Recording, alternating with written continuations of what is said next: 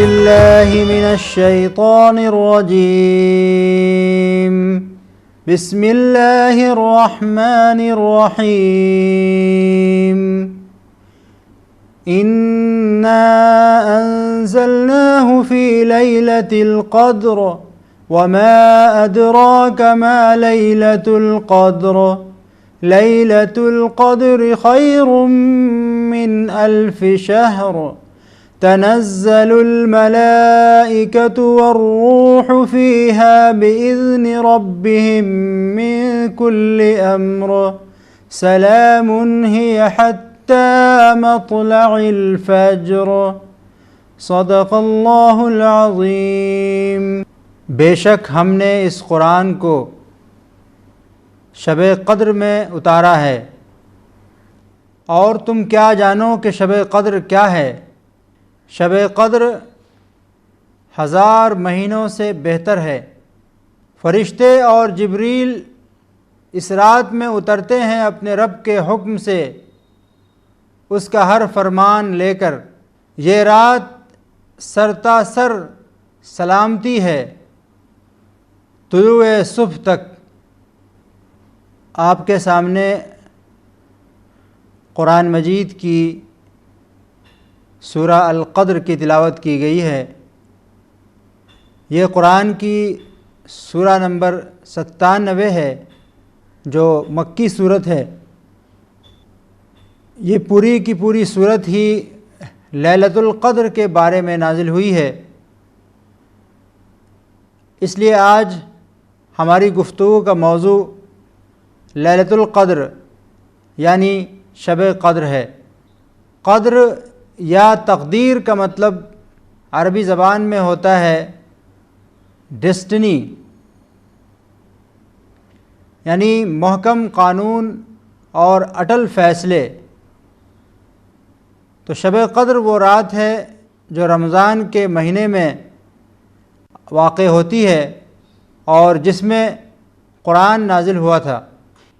تو یہ رات گویا نزول قرآن کی یادگار کے طور پر اللہ تعالیٰ نے ہمیشہ کے لیے مقرر فرما دی ہے، کیونکہ قرآن سب سے بڑی نعمت ہے جو انسان کو ملی ہے۔ قرآن کے بغیر انسان اس دنیا میں وہ مطلوب زندگی نہیں گزار سکتا جو اللہ تعالیٰ کو انسان سے مطلوب ہے۔ اسی مقصد کے لیے اللہ تعالیٰ نے قرآن نازل فرمایا تاکہ انسان اس کے رہنمائی میں چل کر دنیا اور آخرت دونوں جہان کی کامیابی حاصل کرے۔ لیلۃ القدر کے بارے میں عام طور پر لوگ یہ سمجھتے ہیں کہ یہ ایک مبارک رات ہے، بہت ہی فضیلتوں اور برکتوں والی رات ہے، بس اچانک اس رات میں جاگ کر تمام فضائل حاصل کر لیے جائیں۔ یعنی جو شخص اس رات میں جاگ کر عبادت کر لے، بس اس کو تمام فضائل اور تمام برکتیں حاصل ہو گئیں۔ یہ سمجھنا درست نہیں ہے کہ اچانک کسی کو شب قدر مل جاتی ہے، بلکہ شب قدر کی تلاش کا سفر پورے سال جاری رہتا ہے۔ جو شخص پورے سال قرآن کے رہنمائی میں چلے، وہی وہ انسان ہے جس کو شب قدر کا حقیقی فائدہ نصیب ہوتا ہے۔ اسی لیے حدیث میں یہ شرط لگائی گئی ہے کہ من قام لیلۃ القدر ایمانا و احتسابا غفر له ما تقدم من ذنبه، کہ جو شخص ایمان اور احتساب کے ساتھ لیلۃ القدر میں کھڑا ہو، اللہ کی عبادت کرے، اللہ کا ذکر کرے، اس کے گناہ اللہ تعالیٰ معاف فرما دیتا ہے۔ اگر یہ کوئی اتفاقی چیز ہوتی تو ایمان اور احتساب کی شرط لگانے کی ضرورت نہیں تھی۔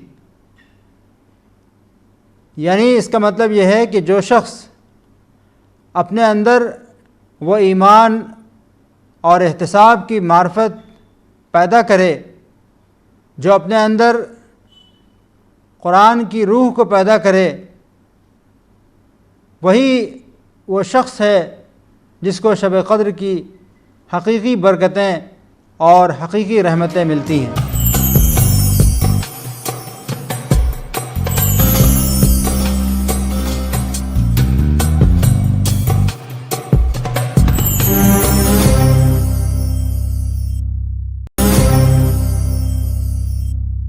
کہ کم من قائم لیس لہ من قیامہ الا السحر، کہ کتنے ایسے لوگ ہیں جو راتوں میں جاگتے ہیں اللہ کی عبادت کرنے کے لیے، لیکن حقیقت یہ ہے کہ ان کو جاگنے کے سوا اور کچھ نہیں ملتا، یعنی وہ صرف کھڑے ہو کر اور جاگ کر رات گزارتے ہیں، لیکن اس کا جو حقیقی فائدہ ہے، جو اسپرٹ پیدا کرنی مقصود ہے، وہ اسپرٹ پیدا نہیں ہوتی۔ اس لیے جو شخص یہ چاہتا ہے کہ وہ شب قدر کی برکتوں کو حاصل کرے، اس کو پورے سال قرآن کی رہنمائی میں اپنی زندگی کا سفر طے کرنا ہوگا، اس کے بعد ہی وہ ایک پریپیئرڈ مائنڈ انسان بن سکے گا، ایک تیار ذہن بن سکے گا۔ وہ رمضان کی برکتوں کے لیے اور شب قدر کی رحمتوں کے لیے گویا کہ ایک قسم کا وعیہ بن سکے گا کہ جب وہ شب قدر کی رحمتیں اور شب قدر کی برکتیں نازل ہوں تو وہ اس کو اخذ کر سکے، ورنہ اگر اس نے اپنے آپ کو اس کا اہل نہیں بنایا ہے تو شب قدر تو واقع ہوگی لیکن وہ اس کے فائدے سے محروم رہے گا، کیونکہ شب قدر کی جو ساری فضیلت ہے وہ صرف اس وجہ سے ہے کہ اس رات میں قرآن نازل ہوا تھا، گویا کہ اصل چیز قرآن ہے۔ اسی لیے ایک عالم نے بالکل درست فرمایا تھا کہ لوگوں کا حال یہ ہے کہ وہ شب قدر کی تلاش میں بہت زیادہ کوششیں کرتے ہیں اور اس رات میں بہت زیادہ وہ ایک قسم کی دھوم مچاتے ہیں، جس رات کی تعین کا کسی کو علم نہیں ہے، لیکن اس چیز کو وہ چھوڑ دیتے ہیں جس چیز کے نازل ہونے کی وجہ سے وہ رات شب قدر بنی تھی، یعنی قرآن۔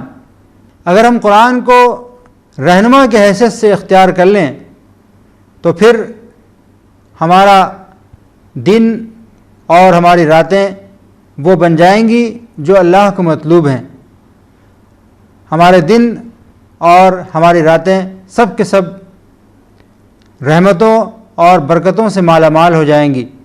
قرآن اس لیے نازل ہوا تھا کہ وہ ہم کو اللہ تعالیٰ کے تخلیقی نقشے سے باخبر کرے، خدا کا جو کریشن پلان ہے اس سے ہم کو باخبر کرے، کیونکہ ہم اس دنیا میں اتفاق سے نہیں آ گئے ہیں، بلکہ جو ہمارا خالق اور مالک ہے اللہ رب العزت، اس نے ہم کو ایک خاص اسکیم کے تحت، ایک خاص منصوبے کے تحت اس زمین پر بسایا ہے۔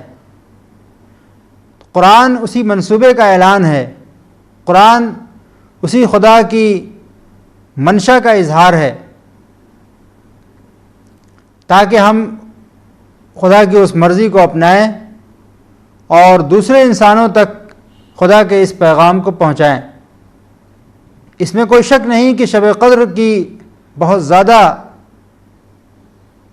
اہمیت اور بہت زیادہ فضیلت ہے، جیسا کہ خود قرآن کریم میں ارشاد ہوا ہے کہ لیلۃ القدر خیر من الف شہر، کہ یہ 1000 مہینوں سے زیادہ بہتر رات ہے، لیکن یہ برکتیں اور رحمتیں اسی انسان کو مل سکیں گی جو اپنے اندر قرآن کی اسپرٹ کو بیدار کرے، جو قرآن والی اسپرٹ اپنے اندر پیدا کرے۔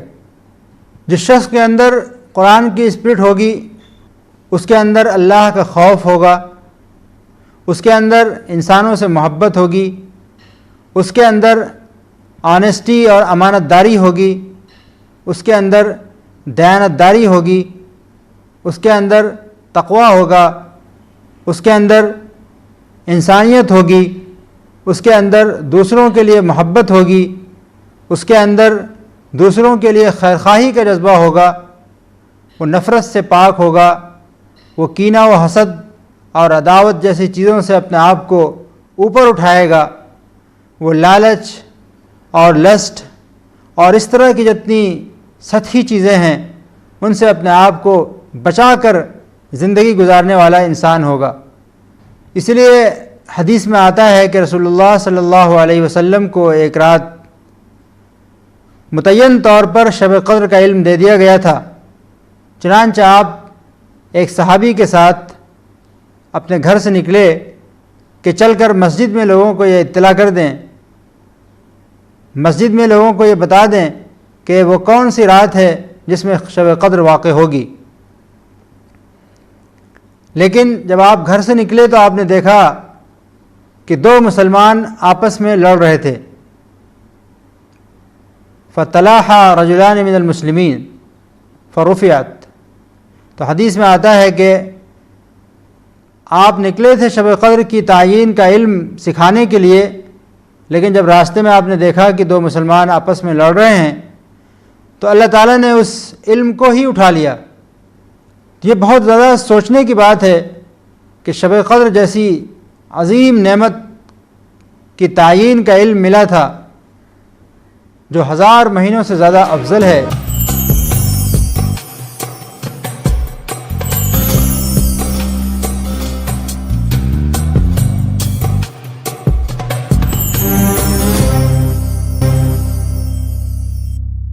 اللہ سے بہت زیادہ معافی مانگی جائے، اللہ سے بہت زیادہ استغفار کیا جائے، اور اس میں یہ پہلو بھی شامل ہے کہ انسانوں کو بھی معاف کیا جائے۔ الا تحبون ان یغفر اللہ لکم، اگر ہم یہ چاہتے ہیں کہ اللہ ہم کو معاف کرے تو سب سے پہلے ہم کو یہ کرنا پڑے گا کہ ہم ان انسانوں کو معاف کریں جن کی طرف سے ہمارے دل میں کوئی منفی جذبہ آ گیا ہے، ہم ان کو معاف کریں، جن کی وجہ سے ہم کو کوئی تکلیف پہنچی ہے ہم ان کو معاف کریں۔ جب تک ہم دوسروں کو معاف کرنے والے نہ بنیں اس وقت تک ہم کو بھی اللہ کے ہاں سے معافی ملنے والی نہیں ہے۔ تو ہم انسانوں کو معاف کریں اور اس کے بعد ہم اللہ سے معافی مانگیں تو اللہ تعالیٰ ہم کو بھی معاف فرمائے گا۔ تو شب قدر میں جو سب سے اہم چیز ہے مانگنے کی وہ اللہ سے معافی اور مغفرت ہے، یعنی شب قدر میں اللہ تعالیٰ سے جو روحانی دعائیں ہیں وہ بہت کثرت سے کرنی چاہیے۔ یعنی آپ اللہ سے یہ مانگیں کہ اللہ تعالیٰ ہمارا تزکیہ فرما دے، اللہ تعالیٰ ہم کو ربانیت اور روحانیت عطا فرما دے، اللہ تعالیٰ ہم کو تقوی اور شکر کی حقیقی کیفیات عطا فرما دے، اللہ تعالیٰ ہمیں حمد کی توفیق عطا فرما دے، اللہ تعالیٰ ہمیں قرآن کا فہم عطا فرما دے، قرآن کے سمجھنے کے لیے ہمارے سینوں کو کھول دے، اللہ تعالیٰ ہمیں اس قرآن کی روشنی میں اپنی زندگی گزارنے کی توفیق عطا فرما دے اور اس قرآن کو دوسرے انسانوں تک پہنچانے کی توفیق اور ہمت عطا فرما دے، اللہ تعالیٰ ہمیں دعوت کی توفیق عطا فرما دے اور خود بھی اس پر چلنے کی توفیق عطا فرما دے۔ یہ سب باتیں شب قدر میں مانگنے کی ہیں۔ تو گویا شب قدر یہ عہد کرنے کی رات ہے، اللہ تعالیٰ سے یہ عہد کرنا کہ تو نے جو کتاب ہم کو عطا فرمائی ہے ہم اس کی پوری پوری قدر کریں گے اور اپنی زندگی کو ہم اسی کی رہنمائی میں چلائیں گے۔ ہم خود اپنی زندگی کو قرآن کے رہنمائی میں چلائیں گے اور قرآن کے پیغام کو دوسرے تمام انسانوں تک پہنچائیں گے۔ یہ عہد کرنا ہے شب قدر میں۔ جو انسان اس عہد میں پکا ثابت ہو انشاءاللہ اس انسان کو ضرور شب قدر مل کر رہے گی۔ شب قدر کی جو رحمتیں ہیں، فرشتوں کی جو صحبتیں ہیں وہ ضرور اس کو مل کر رہیں گی۔ تو خلاصہ یہ ہے کہ شب قدر کوئی ایسی چیز نہیں ہے کہ اچانک ایک انسان ایک رات میں بیدار ہو اور وہ شب قدر پا جائے، بلکہ یہ سال بھر اور زندگی بھر جاری رہنے والا ایک سفر ہے۔ وہ سفر جو قرآن کی رہنمائی میں طے ہو، جس انسان نے قرآن کو اپنا رہنما بنا لیا ہو، جو اس کی رہنمائی میں چلتا ہو، جو اس کی منع کی ہوئی چیزوں سے رک گیا ہو، جو اس کی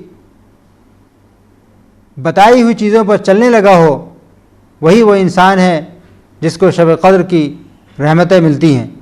تو شب قدر نزول قرآن کی یادگار ہے۔ اس رات میں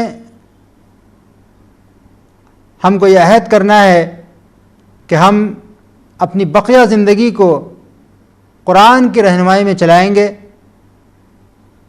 اور جس چیز سے ہم کو سب سے زیادہ بچنا ہے وہ منفی ذہنیت ہے، کیونکہ آپ کو معلوم ہے کہ حدیث کے مطابق اسی منفی ظاہرے نے شب قدر کی تعیین کا علم اٹھا لیا۔ اب اگر ہمارا یہ حال ہو کہ ہم مسلسل طور پر ٹکراؤ میں جیتے ہوں، تشدد ہمارے مزاج میں ہو، انتقام اور حسد اور نفرت ہمارے سینے میں ہو، تو کیسے ہم کو شب قدر مل سکتی ہے؟ شب قدر کے لیے وہ سینہ چاہیے جو نفرتوں سے پاک ہو، جس میں خیر خواہی ہو، جس میں محبت ہو، جس میں ہمدردی ہو۔ تو ہمیں اس بات کا عہد کرنا ہے کہ ہم قرآن کو اپنی زندگی کا رہنما بنائیں گے، اور اس قرآن کو ہم دوسرے انسانوں تک پہنچائیں گے۔ جو شخص ان دو باتوں کو پوری گہرائی کے ساتھ اپنی زندگی میں شامل کر لے، اس کے بارے میں یقین کے ساتھ کہا جا سکتا ہے کہ انشاءاللہ وہ کبھی بھی شب قدر کی رحمتوں سے محروم نہیں ہوگا۔ ہر سال جب رمضان کے آخری عشرے میں شب قدر آئے گی تو اللہ تعالیٰ ضرور اس کو اس رات میں کیفیات سے بھری ہوئی عبادت اور دعا کی توفیق عطا فرمائے گا۔ حدیث میں آتا ہے کہ اتنی زیادہ کثرت کے ساتھ فرشتے شب قدر میں اترتے ہیں کہ زمین کا کوئی چپا اور کوئی حصہ باقی نہیں بچتا جہاں کوئی فرشتہ موجود نہ ہو۔ اور اس رات جبریل اترتے ہیں اور فرشتے اترتے ہیں، اور کسی سچے مومن کو جب وہ پاتے ہیں تو اس سے وہ مصافحہ کرتے ہیں، اور فرشتوں کے مصافحے کی علامت یہ ہوتی ہے کہ اس انسان کو اسپرٹ والی عبادت ملتی ہے، اس کے آنسو جاری ہو جاتے ہیں، اس کے اندر ربانی کیفیات پیدا ہوتی ہیں، اس کو وہ عبادت ملتی ہے جو عبادت روح سے بھری ہوئی ہوتی ہے۔ اس کا جاگنا صرف جاگنا نہیں ہوتا، بلکہ اس کا جاگنا خدا کی یاد میں جاگنا بن جاتا ہے۔ تو اس لیے رمضان کے یہ مبارک ایام چل رہے ہیں، اور یہ آخری عشرہ جس میں کہ شب قدر ہے، ہم کو چاہیے کہ ہم بہت زیادہ اہتمام کے ساتھ گزاریں۔ آخری عشرے کی زیادہ سے زیادہ راتوں کو ہم جاگیں، ہم دعا کریں، ہم قرآن کی تلاوت کریں، تاکہ اللہ تعالی ہم کو شب قدر کی رحمتوں سے مالا مال فرمائے، کیونکہ رسول اللہ صلی اللہ علیہ وسلم نے فرمایا ہے کہ شب قدر کو رمضان کے آخری عشرے کی راتوں میں تلاش کرو، جس کو طاق راتیں کہا جاتا ہے۔ تحروا لیلۃ القدر فی الوتر من العشر الاواخر من شہر رمضان۔ تو رمضان کا یہ آخری عشرہ شب قدر کی تلاش کا عشرہ ہے، ہم کو اس میں شب قدر کو تلاش کرنا ہے، اور الحمدللہ رب العالمین۔